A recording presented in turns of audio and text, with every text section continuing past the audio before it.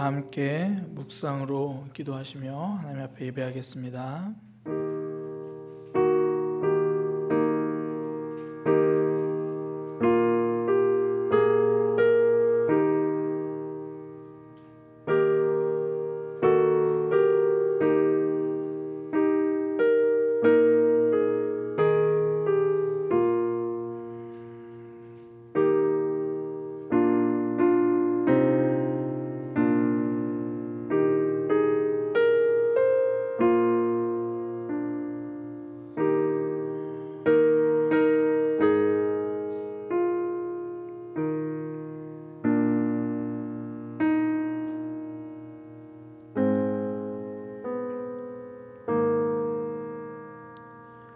하나님, 오늘 하나님 앞에 예배합니다. 예배하는 이 시간 우리의 생각과 마음을 붙들어 주셔서 하나님에게 집중하게 하시고 하나님을 붙들고 하나님을 경험하는 시간 되도록 인도하여 주옵소서. 분주했던 삶과 마음을 내려놓습니다. 우리의 마음을 하나님께 드립니다. 주님께서 받아 주옵소서. 예수님의 이름으로 기도드립니다. 아멘. 다 함께 사도신경으로 신앙 고백하겠습니다. 전능하사 천지를 만드신 하나님 아버지를 내가 믿사오며 그 외아들 우리 주 예수 그리스도를 믿사오니 이는 성령으로 잉태하사 동정녀 마리아에게 나시고 본디오 빌라도에게 고난을 받으사 십자가에 못 박혀 죽으시고 장사한 지 사흘 만에 죽은 자 가운데서 다시 살아나시며 하늘에 오르사 전능하신 하나님 우편에 앉아 계시다가 저리로서 산자와 죽은 자를 심판하러 오시리라. 성령을 믿사오며 거룩한 공예와 성도가 서로 교통하는 것과 죄를 사하여 주시는 것과 몸이 다시 사는 것과 영원히 사는 것을 믿사옵나이다. 아멘. 찬송가 453장입니다. 찬송가 453장입니다.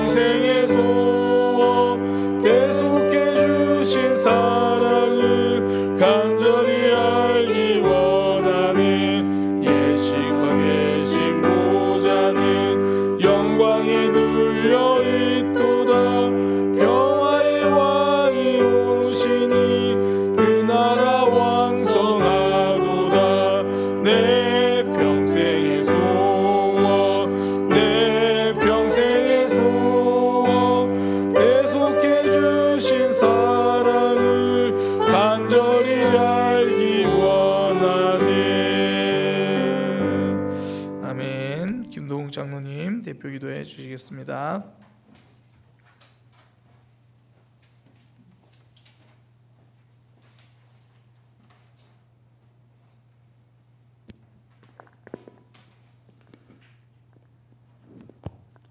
만물의 창조자이신 여호와 하나님을 찬양하며 경배드립니다.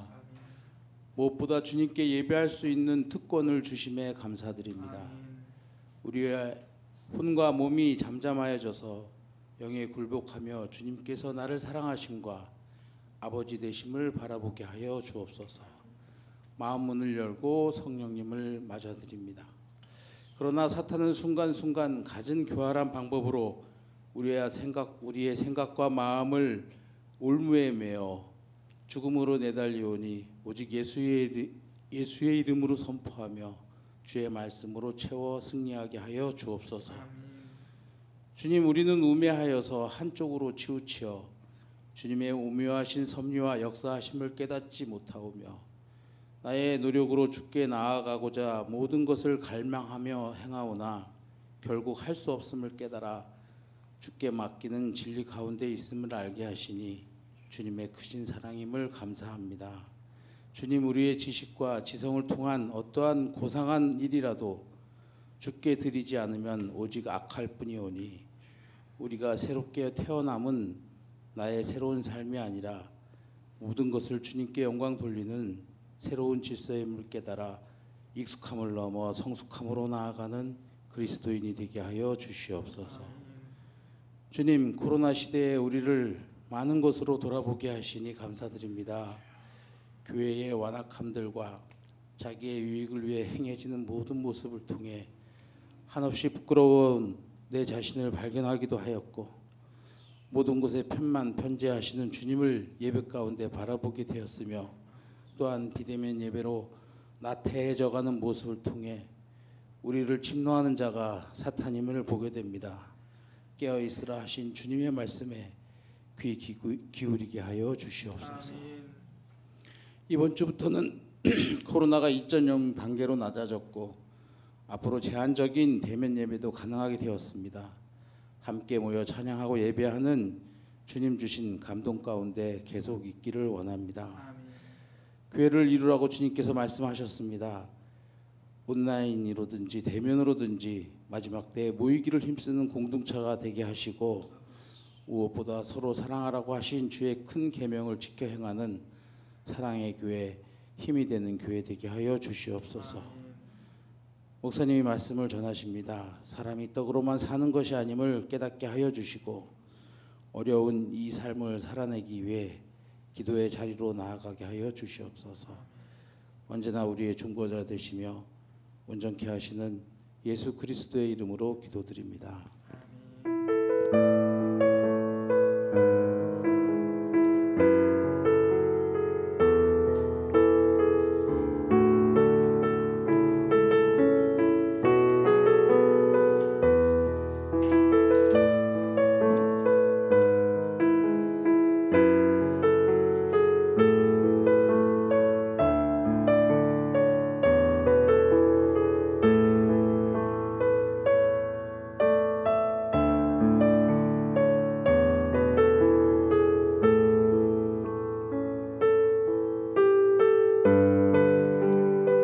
이 시간 다 함께 준비한 예물 하나님 앞에 드리겠습니다.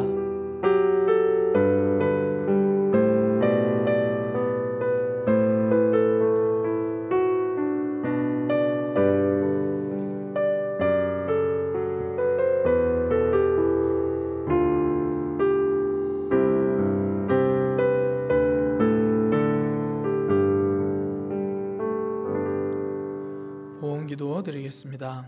하나님, 우리를 예배의 자리로 예배할 수 있는 마음으로 예배할 수 있는 하나님의 백성으로 삼아주시니 감사합니다. 오늘 이 시간 하나님 앞에 예배할 때에 우리의 마음을 담아 물질을 드립니다. 하나님만이 우리 인생의 주인임을 고백하는 마음으로 드립니다. 주님께서 받으시고 이 물질이 쓰이는 곳곳마다 하나님의 사랑이 드러나고 하나님 나라가 확장되는 역사가 있게 하여 주옵소서. 이 땅을 살아갈 때에 물질이 필요합니다. 하나님, 우리의 삶 붙들어 주시고 인도하여 주셔서 하나님이 공급하시는 것들로 넉넉히 차고 넘치는 삶이 되도록 인도하여 주옵소서. 믿음으로 살아갈 때에 물질이 시험되기도 합니다. 우리의 믿음을 붙들어 주셔서 하나님이 인생의 주인됨을 날마다 고백하게 하시고 하나님이 주신 것들로 주변을 돌아보며 나눌 수 있는 넉넉한 마음과 넉넉한 믿음을 허락하여 주옵소서. 예수님의 이름으로 기도드립니다. 아멘. 교회 소식입니다. 오늘 예배는 각 가정에서 온라인으로 비대면으로 이렇게 드리고 있습니다. 예배 후에 함께 예배드린 가족들과 말씀 나눔 꼭 진행해 주시기 바랍니다. 말씀 나눔지 있으니까요. 아마 카카오톡이나 여러 가지 모양으로 받으셨을 텐데 꼭 말씀 나눔 진행해 주시기 바랍니다. 학생의 주체로 전교인 상경 타자 통독 대회 진행합니다. 지난주에 제가 학생 선생님들께 이렇게 광고 시간에 물어서 직접 쓰기도 포함되고 녹음도 포함되는 걸로 이야기를 했습니다. 그래서 진행하는데요. 기간은 22일 돌아온 주 말고 이제 그 다음 주 월요일부터 토요일까지입니다. 범위는 잠원입니다. 잠원. 벌써 많은 분들이 신청을 하셨다고 들었어요. 10분이 넘는 분들이 신청을 하셨고 어떤 분들은 굉장히 의욕적으로 열심히 해보겠다고 그렇게 늘 말씀을 하시던데요. 많은 분들이 함께 참여했으면 좋겠습니다. 참가상도 있다고 하니까 얼마나 좋아요. 그래서 성경 타자가 힘드신 분들은 쓰기로 참가하시면 됩니다. 이렇게 참가하시면 성경 쓰기로 참가해도 참가상이 있죠, 선생님? 예, 있다고 합니다. 우리 김예은 선생님에게, 김예은 교사에게 신청해 주시기 바랍니다. 어떤 구역 누구 성경 통독 신청합니다. 이런 식으로 신청을 하시면요, 구체적으로 진행하는 방법을 알려드릴 겁니다. 그렇게 신청해 주시기 바랍니다. 정부에서 이제 비대면 그 방역 지침을 내일부터 2.0단계로 이렇게 내렸습니다. 그렇게 되면 교회들은요, 대면 예배가 가능하고 예배실 인원 20%까지 참석이 가능합니다. 그래서 우리 교회는 이전에 예배 드렸던 것처럼 1부 예배 드리고 2부 예배 드리고 2부 예배도 의자당 한 분, 두 분, 한 분, 두 분 앉으시고 혹시나 인원이 더 넘어서면 2층에서 이렇게 예배를 드리면 됩니다. 그래서 우리가 다음 주부터는 대면 예배가 가능합니다. 그런데요, 우리가 지금 설 명절에 여러 모양으로 또 이렇게 갔다가 오시는 분들도 있잖아요. 그래서 우리가 혹여나 또 전체적으로 또 지역사도 배려하고 그런 마음으로 우리 교회는 대면 예배를 한 주 늦추어서 시작하려고 합니다. 다음 주까지 비대면 예배를 진행하고요. 그 다음 주에 대면 예배를 진행하려고 합니다. 또 혹여나 그 과정 가운데서 또 정부의 방역 또 코로나가 더 확산되지 않도록 계속 기도해 주시고요. 그래서 우리가 2월 마지막 주부터는 정말로 다시 대면 예배가 가능할 수 있기를 소망합니다. 위에서 기도해 주시기 바랍니다. 우리 성도님들이 주어진 자리에서 하나님께 예배하고 은혜 받을 수 있도록 기도해 주시기 바랍니다. 옆에 있는 지체들과 또 가족들과 함께 인사하겠습니다. 우리 교회는 힘이 되는 교회입니다. 사랑의 교회가 곁에 있습니다. 제가 힘이 되겠습니다. 인사를 잘 하셔야 돼요. 제가 힘이 되겠습니다. 그래야지. 제가 짐이 되겠습니다. 그러면 안 돼요. 우리 힘이 되는 공동체가 되기를 소망합니다. 함께 하나님 말씀 보도록 하겠습니다. 사도행전 11장입니다. 사도행전 11장 19절에서 26절까지 말씀입니다.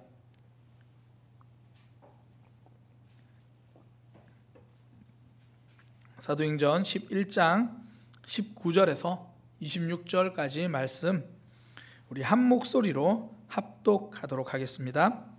그때에 스데반의 일로 일어난 환란으로 말미암아 흩어진 자들이 베니게와 구브로와 안디옥까지 이르러 유대인에게만 말씀을 전하는데 그 중에 구브로와 구레네 몇 사람이 안디옥에 이르러 헬라인에게도 말하여 주 예수를 전파하니 주의 손이 그들과 함께 하심에 수많은 사람들이 믿고 주께 돌아오더라. 예루살렘 교회가 이 사람들의 소문을 듣고 바나바를 안디옥까지 보내니 그가 이르러 하나님의 은혜를 보고 기뻐하여 모든 사람에게 굳건한 마음으로 주와 함께 머물러 있으라 권하니 바나바는 착한 사람이요 성령과 믿음이 충만한 사람이라. 이에 큰 무리가 주께 더하여 지더라. 바나바가 사울을 찾으러 다소에 가서 만남에 안디옥에 데리고 와서 둘이 교회에 1년간 모여 있어 큰 무리를 가르쳤고 제자들이 안디옥에서 비로소 그리스도인이라 일컬음을 받게 되었더라. 아멘. 사도행전 11장 19절에서 26절 말씀을 통해 새로운 선택이 새로운 삶을 만든다라는 제목으로 하나님 말씀 증거하도록 하겠습니다. 새로운 선택이 새로운 삶을 만듭니다. 1989년 3월 7일 새벽 4시 종로구에 있는 파고다 극장에서 30세의 한 젊은이가 뇌졸중으로 세상을 떠납니다. 그는 시를 쓰는 것을 좋아했고요. 생명이 끊어질 죽을 그 당시에도 첫 시집의 출판을 앞두고 있는 그때였어요. 그래서 그는 첫 시집이 세상에 나오기도 전에 세상을 떠나버렸죠. 그래서 첫 시집이 유작이 되어버렸습니다. 그의 이름은요, 기형도입니다.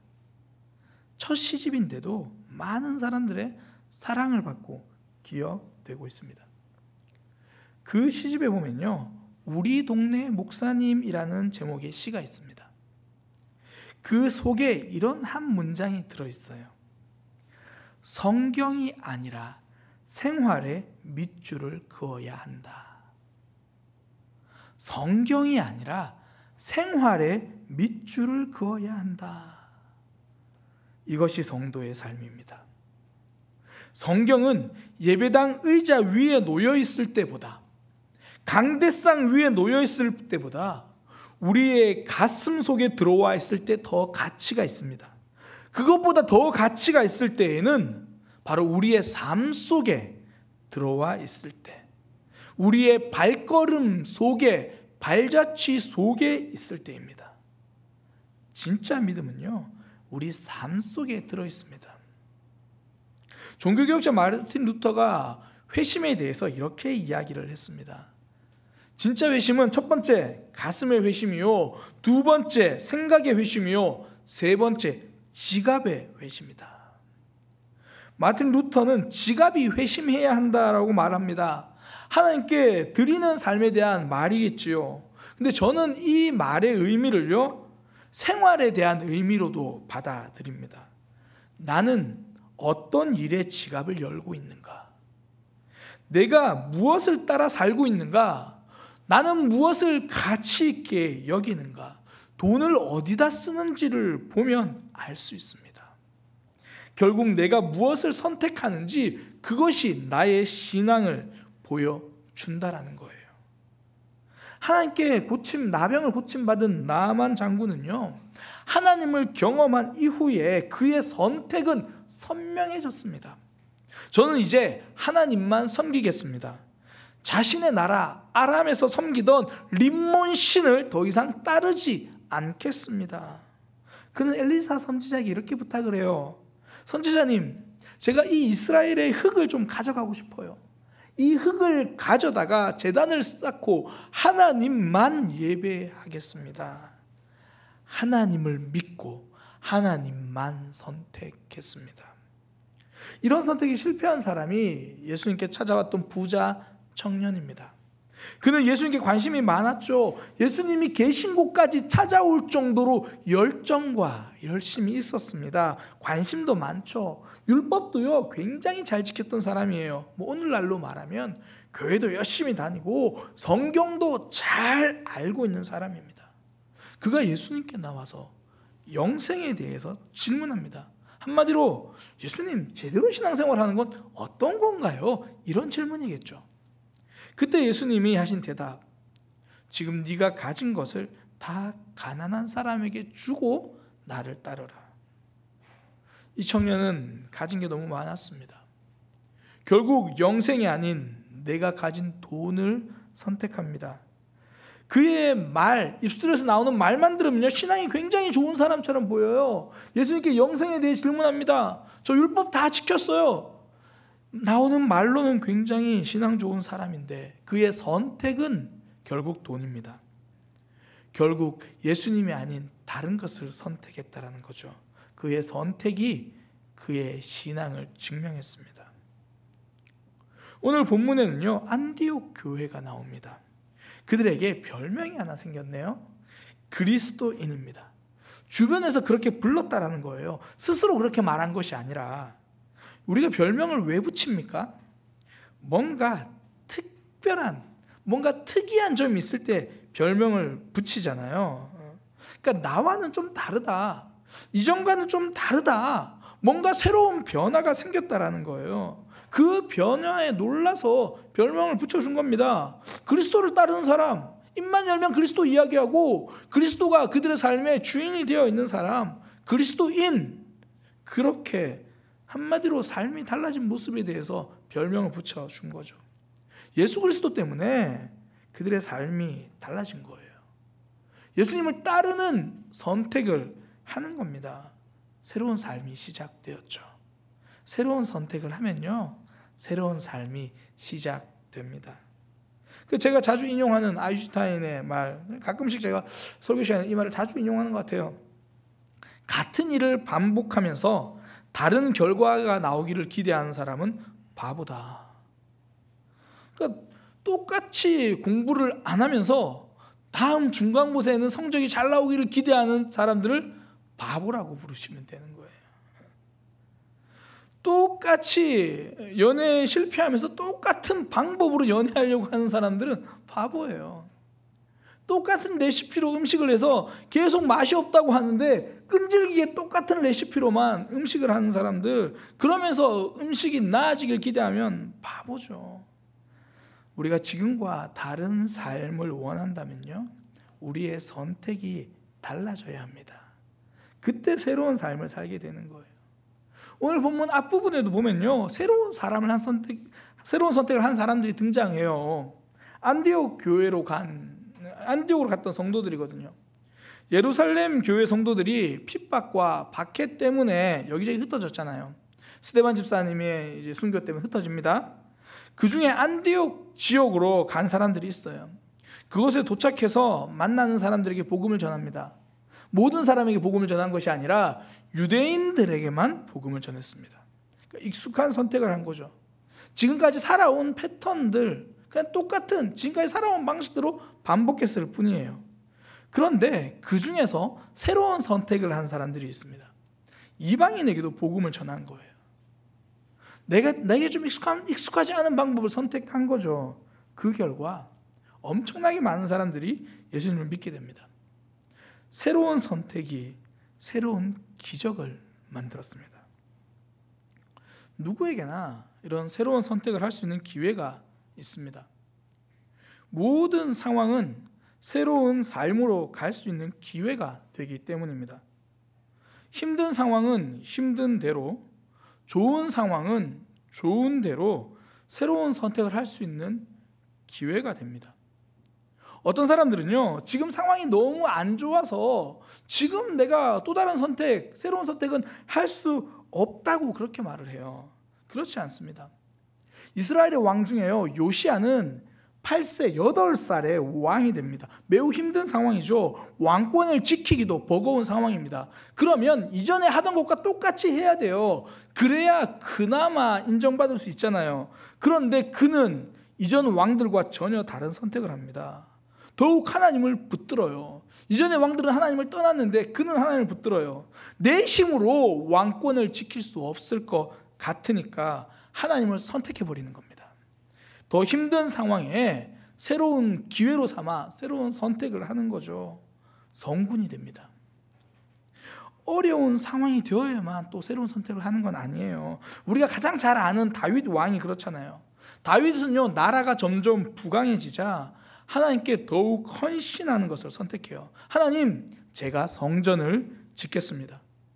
결론적으로 하나님이 거절하셨지만 그는요, 자기 자신이 가진 힘을 어디에 어떻게 써야 할지를 알고 있는 거예요.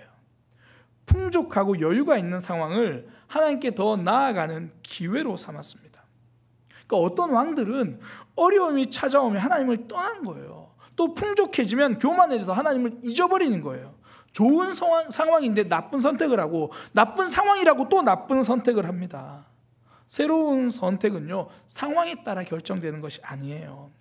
어떤 상황이라도 새로운 선택의 기회가 있습니다.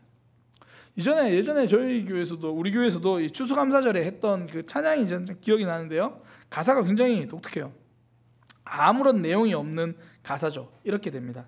그래서 감사, 그래서 감사, 그래도 감사, 그러나 감사, 그러므로 감사, 그렇지만 감사, 그럼에도 감사, 아주 그냥 감사, 그리 하실지라도 감사, 그리 아니하실지라도 감사, 이래도 저래도 감사. 좋은 일이 생겼어요. 그래서 감사. 나쁜 일이 생겼어요. 그러나 감사. 이래도 저래도 감사. 저는 이 감사의 자리에 기회라는 말을 넣어도 된다고 생각합니다. 그래서 새로운 선택을 할 수 있는 기회, 그래도 새로운 선택을 할 수 있는 기회, 그러나 기회, 그러므로 기회. 실제로 신앙의 도약을 경험한 사람들의 공통점은요, 어려움을 만났을 때 믿음을 선택한 사람들입니다. 어려움을 믿음의 기회로 만들었죠. 또 우리 주변에서요, 존경받는 신앙인들을 보면 어려움이 없이 승승장구할 때도 변함없이 하나님을 잘 붙들고 있는 사람들이에요. 그러니까 평온한 삶을 그 일상 속에서도 하나님을 드러낼 기회로 삼는 분들이죠. 지금 큰 걱정이 없이 하루하루 지내고 있습니까? 그러면 새로운 삶을 도전할 수 있는 기회입니다. 지금 혹시 상황이 많이 어려우십니까? 지금이야말로 새로운 선택을 할 수 있는 기회입니다. 그때부터 우리의 삶은 새로워지는 거예요. 그러면 우리는 어떤 선택을 해야 합니까? 새로운 삶을 위해서 어떤 새로운 선택을 해야 합니까? 믿음의 전진을 선택해야 합니다. 성도는요, 어떤 상황이든지 믿음의 전진을 선택합니다. 환경은 후퇴할 수 있습니다. 삶까지 후퇴할 필요는 없습니다. 예루살렘에서 스데반 집사님이 돌에 맞아서 순교했잖아요. 초대교회 성도들에게 어려움이 찾아온 거예요. 예루살렘 교회는 그 상황에서 복음 증거를 선택합니다. 예루살렘을 떠나서 예루살렘 근교에 또 사마리아 지역에 온 이스라엘 땅에 여기저기 흩어져서 복음을 전하기 시작합니다. 가까이 있는 사람들에게 복음을 전하지 못하니까 새로운 사람들에게 복음을 전합니다. 환경은 후퇴한 것 같은데 믿음은 전진하는 거예요. 실패하는 이들의 특징이 뭐냐면 환경만 보고 답을 내리려고 하는 거예요. 그러니까 눈앞에 홍해가 가로막혀 있잖아요. 그러면 그 환경만 보고 답을 내립니다. 건널 수 없어. 골리앗처럼 큰 장수가 앞에 있으면 절망이라는 답을 내립니다. 문제가 찾아오면요, 답을 몰라서 어려운 것이 아닙니다. 이미 포기라는 답을 내리고 있어서 어려운 겁니다. 성도들 기도 제목을 제가 봤는데요, 그 중에 이런 기도 제목이 있더라고요. 코로나19 때문에 나태해진 나의 믿음이 회복될 수 있도록. 사실 잘 모이지 못하니까 예배 생활도 기도 생활도 생각만큼 쉽지 않잖아요. 처음에는 간절했는데 이제는 간절하면 자꾸 사라지잖아요. 나도 모르게 나태해진 모습. 그런데도 포기하지 않겠다는 기도 제목이에요. 코로나 상황, 믿음만큼은 후퇴할 수 없다는 소망이고 결단인 거죠. 그러니까 코로나 상황만 보면 후퇴가 답이거든요. 할 수 있는 게 별로 없으니까. 믿음 떨어지는 것이 당연하잖아요. 그 당연함을 거절한 기도 제목이죠. 성도는요, 환경이 주는 답을 거절합니다. 우리가 사랑을 실천할 수 있는 이유도 당연한 미움을 거절했기 때문이죠. 자신을 죽이려고 찾아온 사울, 다윗이 그 사울을 죽이는 것은 당연한 거예요. 환경과 상황이 딱 맞아 떨어지잖아요.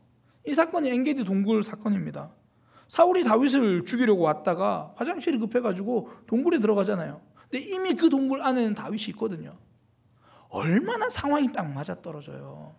내가 미워하는 사람에게 하나님이 복수라고 갚아주신 기회구나, 이렇게 생각할 수 있거든요.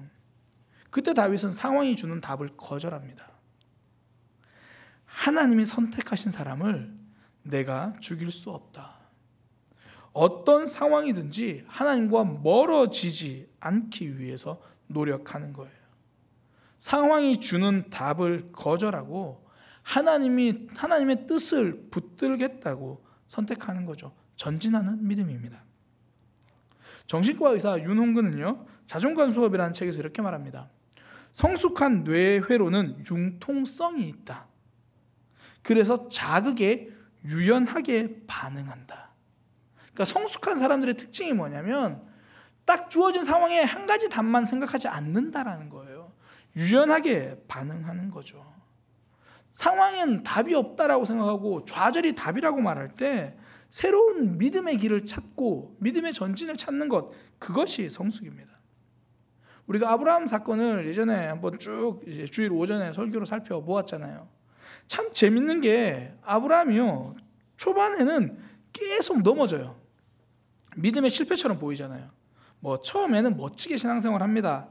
내가 있는 곳을 떠나 새로운 곳으로 가죠. 잘 가요. 우리도 대부분 첫 믿음 시작할 때 어렵지만 처음에는 결단하고 하잖아요. 열심히 해보겠다. 그런데 가나안 땅 가니까 흉년이 들죠. 약속의 땅을 등지고 애굽으로 갑니다. 그러니까 믿음의 실패처럼 보이잖아요. 또 이런 상황이 한두 번이 아니에요. 그러니까 사라 말고 하갈이라는 첩을 들이기도 하고, 나중에는 거기서 태어난 이스마엘이면 하나님 충분합니다, 그렇게 이야기하고. 그러니까 우리는 보면요, 계속 넘어지는 것 같아요. 그런데 창세기 12장부터 아브라함의 삶 끝까지 쭉 읽으면요, 그 넘어짐의 과정 속에서도 계속 하나님을 붙들고 있는 모습이 보입니다. 넘어진 것 같은데 하나님을 의지해요. 넘어져도 전진합니다. 중간에 보면 조카로카 헤어지기도 하고 조카 때문에 전쟁에 참전하기도 하고 좋은 일만 있는 건 아니에요. 굳은 일도 많습니다. 힘들기도 합니다. 그런데 어떤 환경이라도 결국은요, 그의 믿음은 전진합니다. 그의 삶에 하나님이 계시기 때문이죠. 그 믿음을요, 저는 다른 말로 상황을 이기는 힘이라고 그렇게 표현합니다. 성도는 상황만 보지 않는 거예요. 내 모습만 보는 것도 아닙니다. 어려운 상황에서도 하나님을 보는 거예요. 힘든 상황 속에서도 하나님이 기뻐하시는 선택을 하는 겁니다. 새로운 그 선택이 새로운 삶을 만들어내는 거예요. 새로운 삶 원하십니까? 믿음이 전진하는 선택을 하시기 바랍니다. 상황이 주는 답은 거절하시고 그 계기에 하나님께 더 나올 수 있는 상황으로 만들어내시기를 소망합니다. 그때 새로운 삶을 살게 됩니다. 두 번째는요, 새로운 삶을 살기 위해 성도가 해야 될 선택은 좋은 공동체를 선택하는 겁니다. 단순히 선택하는 수준이 부족하고요, 전 이렇게 말하고 싶어요. 좋은 공동체에 속하기 위해서 목숨을 걸으라는 이야기입니다. 안디옥 교회가 그리스도인이라는 말을 듣게 되었습니다. 그 과정에서 하나님은 두 사람을 사용하세요. 바나바와 사울입니다. 예루살렘 교회에 이 안디옥 교회에 대한 소식이 들려옵니다. 그곳에서 하나님을 믿는 사람들이 생겼다라는 거예요. 많은 사람들이 예수님을 믿기 시작했습니다. 그 말을 듣고요, 바나바를 안디옥 교회에 보냅니다. 성경에 보니까 바나바 때문에 많은 사람들이 하나님을 믿게 되었다, 그렇게 말합니다. 11장 24절이거든요. 우리 11장 24절 함께 읽겠습니다. 바나바는 착한 사람이요 성령과 믿음이 충만한 사람입니다. 제가 다른 번역으로 제가 좀 적어놔가지고, 바나바는 착한 사람이요 성령과 믿음이 충만한 사람이었다고 이야기하고요, 그 때문에 많은 무리가 주님께 더해졌다 그래요. 그래서 많은 사람들이 주님께로 나왔다라는 겁니다. 그러니까 바나바가 있는 공동체는요, 놀라운 성장이 있었습니다. 우리 주변에도 보면 사람이 계속 모이는 사람들이 있어요. 그 사람을 가만히 보면요, 이래저래 만남이 확장되고 있어요. 그러니까 좋은 사람은 소개시켜주고 싶거든요. 좋은 사람은 내가 아는 사람들에게 자랑하고 싶거든요. 반면에 이 관계가 확장되지 못하고 이 그들만의 리그라고 하죠. 자기들끼리만 계속 모여있는 사람들이 있어요. 새로운 사람들을 쉽게 받아들이지 못하거든요. 그러니까 자신들이 거절하는 줄 아는데 대부분 포용하지 못하는 모임이죠. 그런 모임들의 특징은 대부분 건강하지 못합니다. 바나바가 속한 공동체는 다른 거예요. 바나바를 통해서 많은 사람들이 하나님을 믿게 됩니다. 게다가 바나바 또한 혼자 일하지 않아요. 다소라는 곳까지 가서 사울을 데리고 옵니다. 사실 지금 바나바가 얼마나 바쁘겠습니까? 안 그래도 성장하고 있는 안디옥 교회에 바나바가 가서 폭발적인 성장을 하거든요. 점점 늘어나고 있습니다. 그러면 눈코 뜰 수 없이 바쁘잖아요. 자리를 비우기가 쉽지 않습니다. 그런데도 바울은 자신이 사울을 데리러 갑니다. 물론 안디옥과 다소가 그렇게 멀리 떨어진 지역은 아니에요. 한 12km에서 한 13km 정도 그렇게 떨어진 거리입니다. 그런데 우리 오늘날처럼 전화가 있는 상황이 아니잖아요. 오늘날처럼 뭐 편지를 쉽게 주고받을 수 있는 주소가 명확한 곳이 아니잖아요. 그럼에도 불구하고 바나바는 다소로 물어 사울을 찾아가는 거예요. 정말 빨랐으면 그날 만났겠지만 늦으면 2, 3일 걸리는 거죠. 그렇게 되어야 사울을 만나고 또 그 사울을 설득하고 이야기하고 사울을 데리고 와야 되잖아요. 그렇게 사울을 만나서 데리고 와서 함께 일합니다. 그 결과요, 1년 만에 안디옥 교회 성도들의 삶이 달라집니다. 바나바가 사울을 찾으러 다소에 가서 만남에 안디옥에 데리고 와서 둘이 교회에 1년간 모여 있어 큰 무리를 가르쳤고, 제자들이 안디옥에서 비로소 그리스도인이라 일컬음을 받게 되었더라. 바나바와 사울이 함께하는 공동체, 그 속에서 안디옥 교회 성도들의 삶이 달라졌습니다. 믿음이 자랐습니다. 좋은 믿음은요, 좋은 공동체 속에서 자랍니다. 어떤 공동체에 속하는가, 이것이 굉장히 중요하다는 거예요.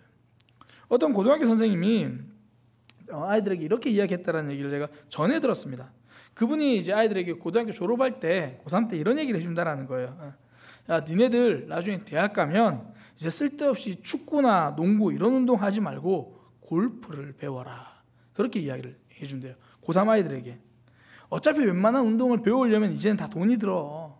요즘은 큰 돈 들이지 않고 골프를 배울 수 있어. 그렇게 골프를 20대 초반부터 배우기 시작하면 20대 후반, 30대 초반에는 니들이 만나는 사람들의 교제권이 달라져 있을 거야. 실제로 유대인들의 속담에도 이런 표현이 있습니다. 성공하려면 성공한 사람에게 밥을 사라.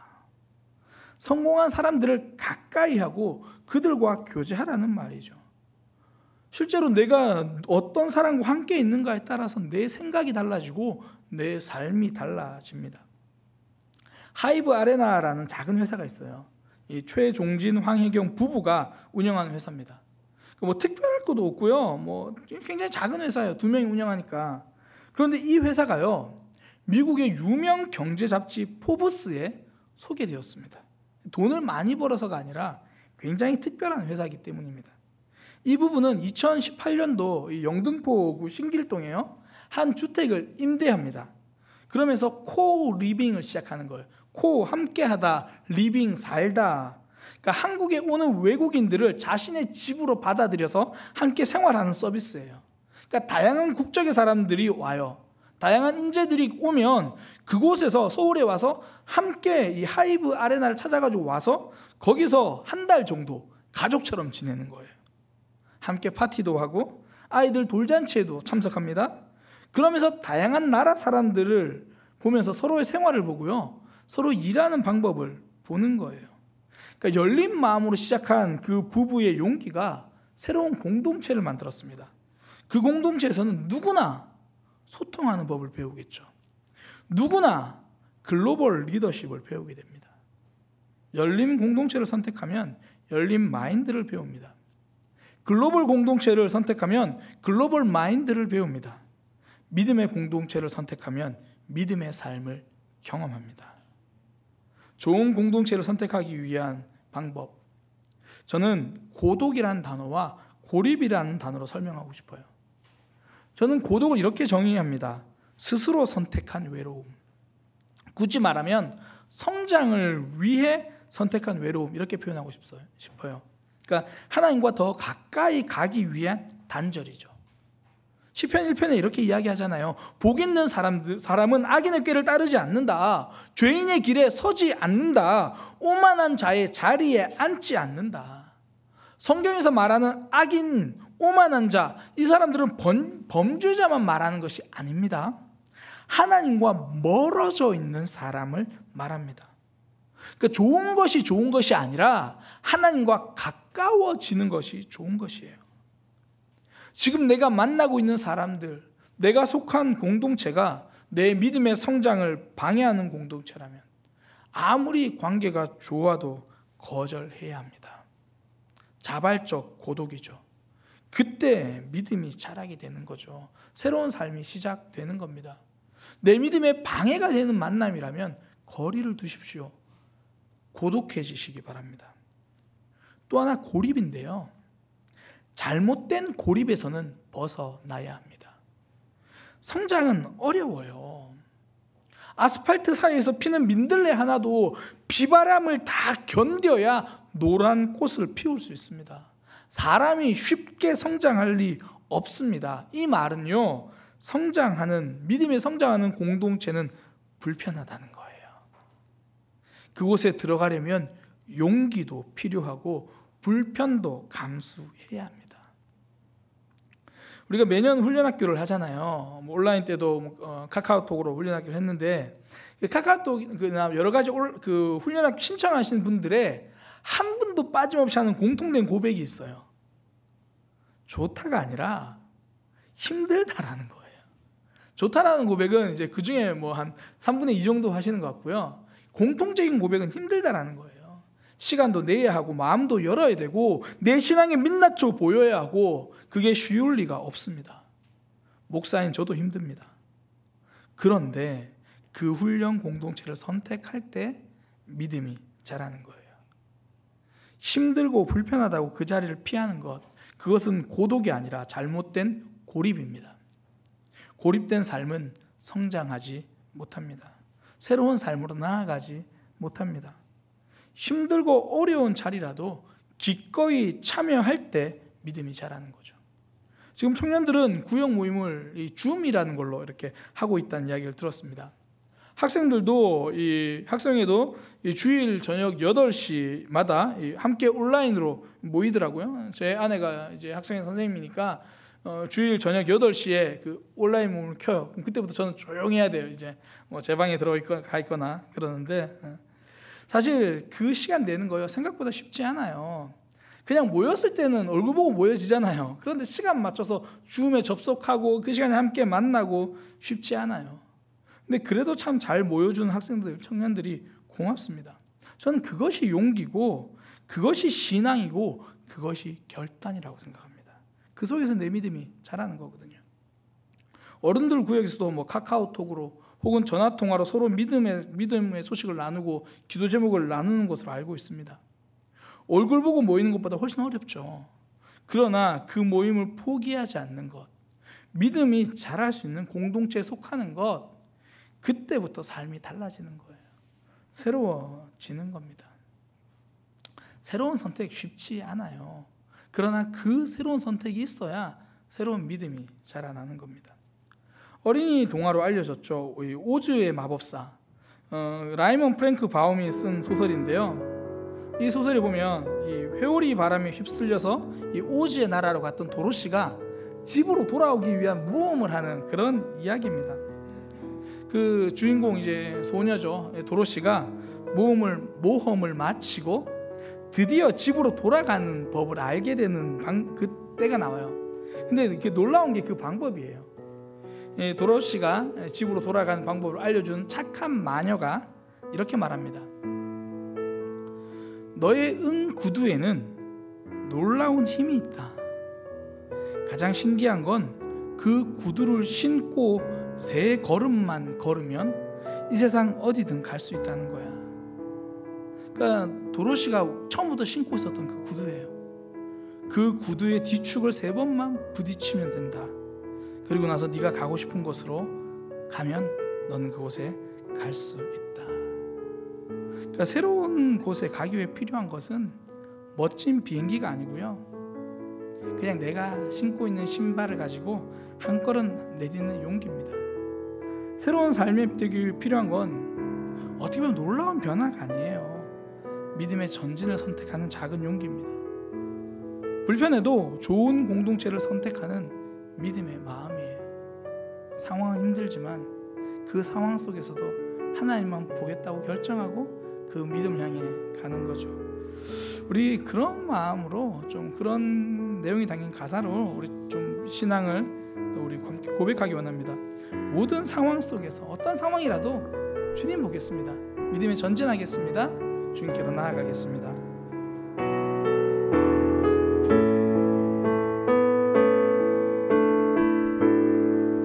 모든 상황 속에서 주를 찬양할지라.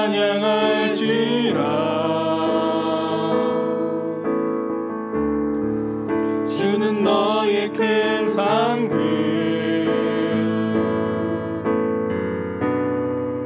큰 도움이시라.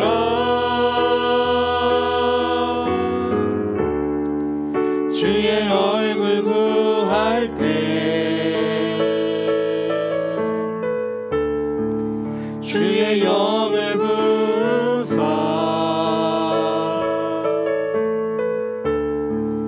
크신 사랑 안에서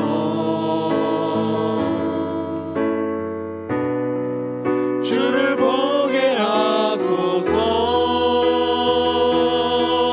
내 영혼이 확정되고 확정되어 싸우니 믿음에 눈 들어 주를 바라봅니다. 내 영혼이 확정되고 확정되어 싸우니 믿음에 눈 들어 주를 봐. 내 영혼이 확정되고 내 영혼이 확정되고 확정되어 싸우니 믿음에 눈 들어 주를 바라봅니다. 내 영혼이 확정되고 확정되어 싸우니 믿음에 눈 들어 주를 바라봅니다. 모든 상황 속에서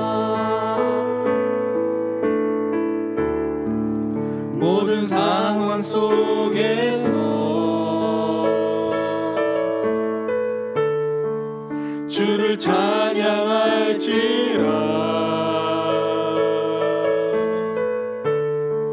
주는 너의 큰 상급,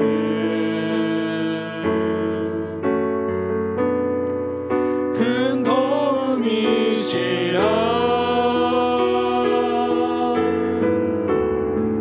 주의 얼굴 구할 때 주의 영을 부사 크신 사랑 안에서 주를 보게 하소서. 내 영혼이 확정되고 확정되어 싸우니 믿음에 눈 들어 주를 바라봅니다. 내 영혼이 확정되고 확정되어 싸우니 믿음에 눈 들어 주를 바라봅니다. 우리 시간 들은 말씀 기억하면서 함께 기도하기 원합니다. 두 가지 기도하기 원하는데요. 첫 번째는 하나님, 어떤 상황에서도 믿음의 전진을 선택하겠습니다. 내 상황이 어려워도 그 상황이 주는 답에 귀를 기울이는 것이 아니라 믿음이 전진하는 선택하겠습니다. 그렇게 기도하고요. 또 하나는 하나님, 내 믿음이 자랄 수 있는 공동체를 선택하겠습니다. 내가 있는 곳이 믿음이 자라는 공동체로 만들기 위해서 내가 바로 바나바와 같은, 사울과 같은 그 역할을 감당하게 하여 주옵소서. 아직 나의 믿음이 연약하면 그 역할을 못하더라도 그 자리로 갈 수 있도록, 그 자리를 선택할 수 있도록 인도하여 주옵소서. 믿음의 전진을 선택하고 믿음의 공동체로 나아갈 수 있도록 그렇게 함께 기도하도록 하겠습니다. 기도하겠습니다. 확정되었사오니 믿음의 눈 들어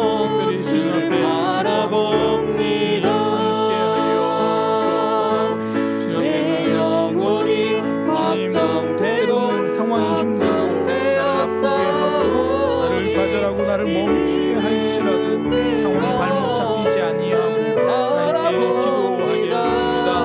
상황은 아니라고 여기까지라고 이야기해도 우리는 하나님 바라보며 믿음으로 달려가게 하여 주옵소서. 내 모습 보지 않고 내 상황 보지 않고 우리는 믿음의 전진만 생각하며 달려가게 하여 주옵소서. 하루하루 지나면서 하나님과 더욱 가까워지는 삶이 되게 하여 주옵소서. 여러 상황 속에서도 하나님을 놓치지 않고 하나님을 꽉 붙들고 걸어가는 믿음의 삶이 되게 하여 주옵소서. 무엇보다 믿음의 공동체를 선택하기 원합니다. 함께 있어서 믿음이 자라고 함께 있어서 하나님과 가까워지고 힘들고 불편하고 어렵지만 내 믿음이 자라는 그곳에 갈 수 있게 하시고 우리의 입술과 내가 속한 공동체에서 우리의 생각과 행동들이 믿음의 공동체를 만들어내는 그런 모습 되게 하여 주옵소서. 바나바와 같이 쓰임받기 원합니다. 사울처럼 쓰임받기 원합니다. 그것이 안 되면 그 걸음을 잘 따라가서 그리스도인을 삶으로 드러내는 그런 모습이라도 되기 원합니다. 믿음의 공동체를 선택하게 하시고 주 앞에 나아가게 하시며 믿음의 공동체를 만들어갈 수 있는 우리의 믿음, 우리의 삶이 되게 하여 주옵소서.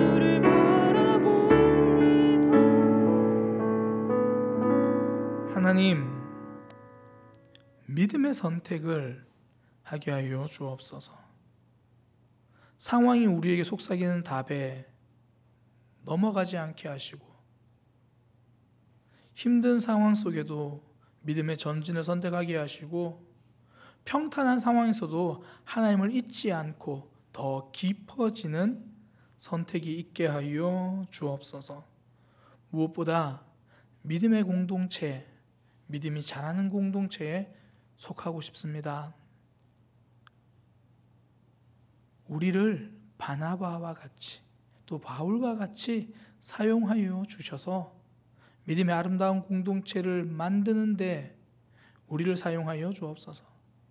혹여나 아직까지 많은 것이 준비되어져야 한다라면 바나바와 바울처럼 같이는 못하여도 안디옥 교회 성도들처럼 그들에게 양육받는 그 자리를 떠나지 않고 믿음의 자리에서 그리스도인이라는 별명이 우리의 삶에 붙을 때까지